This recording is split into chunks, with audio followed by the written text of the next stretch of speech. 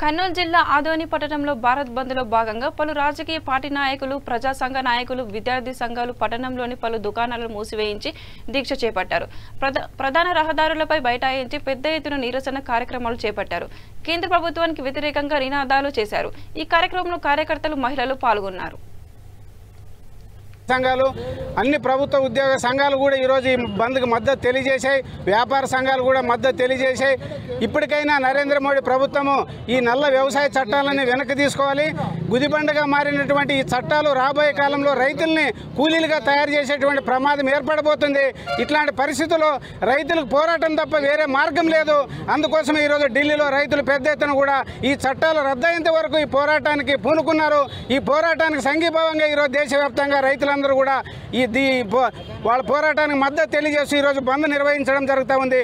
అట్లాగే ఈరోజు మరి ఆంధ్రుల హక్కు, విశాఖ ఉక్కు అని పెద్ద ఎత్తున కూడా గతంలో మనం ఉక్కు ఫ్యాక్టరీ కోసం పోరాటాలు చేసి చాలామంది కూడా చనిపోయారు. మరి అట్లాంటి ఉక్కు ఫ్యాక్టరీని ప్రైవేట్ పరం చేస్తే అక్కడ దాదాపు 40,000 మంది ఉద్యోగులు రోడ్డున పడతారు. అట్లాగే పరోక్షంగా 50,000 మంది కుటుంబాలు ఈరోజు రోడ్డును పాలవుతారు. అట్లాగే ఈరోజు మనకు అన్ని రకాలుగా ఉపయోగపడేటువంటి విశాఖ ఉక్కు